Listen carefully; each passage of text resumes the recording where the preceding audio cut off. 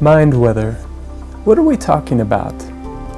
In this class, we use the word mindweather to capture the wide spectrum of mental and emotional experiences we face as human beings. This includes easy, comfortable moments, and others that are hard, where turbulence can hit us out of the blue.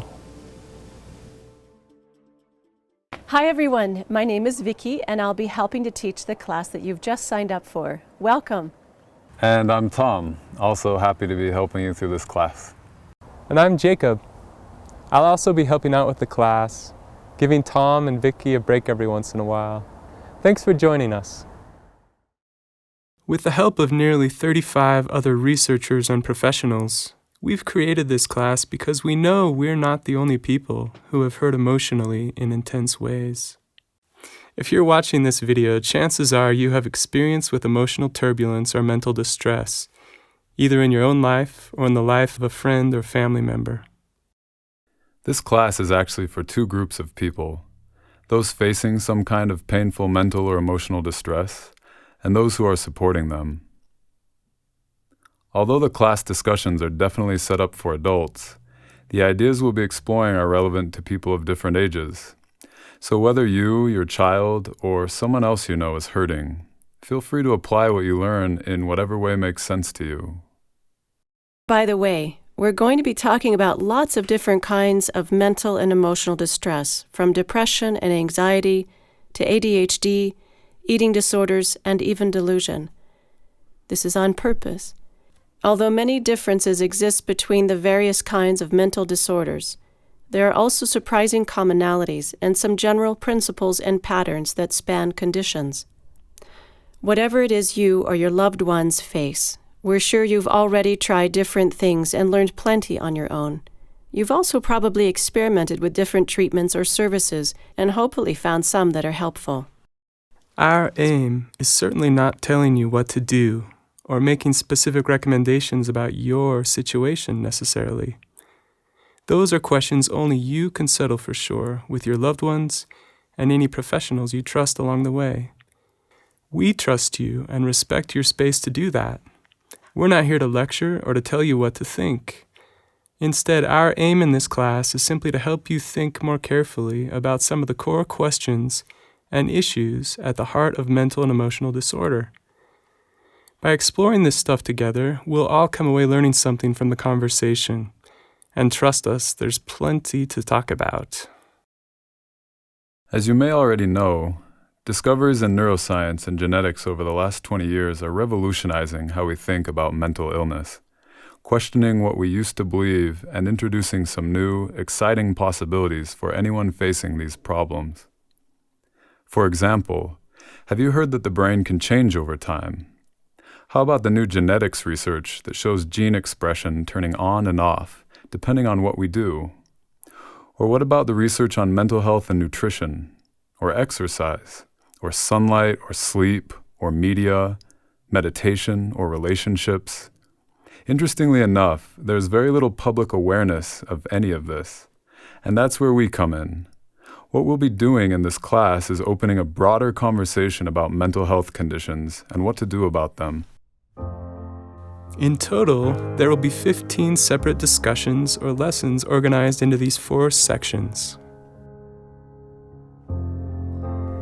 To be specific then, our exploration will center around 2 key questions currently being asked by millions facing these problems. First, where are these problems coming from? Why am I or my partner, my son, brother, friend, struggling so much? The first section of the class will explore these issues.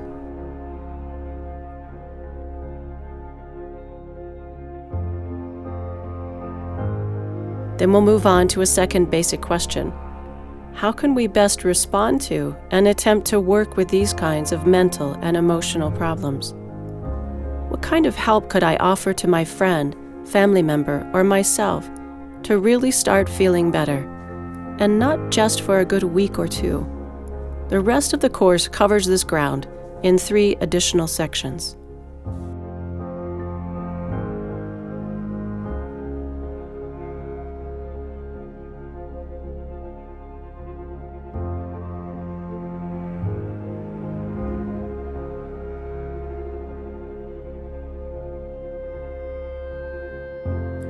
You may be tempted to skip ahead. Since the later lessons build on the earlier ones, we recommend you take the class sessions in order. You may also wonder about trying to get through the whole class in one day. We don't recommend that either. Think of your favorite television show. Did you ever try watching the whole season in one night? Probably not. In the same way, by taking the time to process each class, you'll definitely get the most out of it. Although you'll be hearing from each of us, Tom, Jacob, and Vicky, throughout, we've also interviewed nearly 35 others, including researchers who have studied these problems, practitioners who have worked with them, and individuals who have faced them. For each question we explore, then, you'll be hearing from a small panel of individuals with some great things to share. In order to make the class accessible to as many people as possible, we also do our best to avoid unnecessary jargon or scientific language and give it to you straight. We'll provide a glossary for you when a new word or concept is introduced to help you keep track of the new ideas.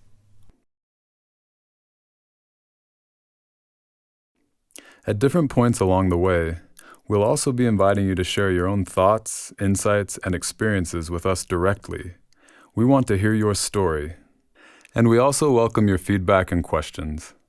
In addition to using your input to improve the course, we'll respond on the website to questions that come up and share insights from other class participants so we can all learn together. So thank you for joining us. What you're about to see is the product of thousands of hours of effort across hundreds of hours of interviews, and based on the hard work of 20 volunteers over the last year. We want to express our appreciation, in particular, to the 35 individuals who not only allowed us to interview them, but worked hard for decades to gather the wisdom and insights they so generously offered us. It's thanks to all these contributions that we can now say this. You ready to dive in? Can I have that again, but a little more fun, Jacob? I think Vicky needs... You ready to dive in? You ready to dive? You ready? It's thanks to all these contributions that we can now ask you this. Are you ready to dive in?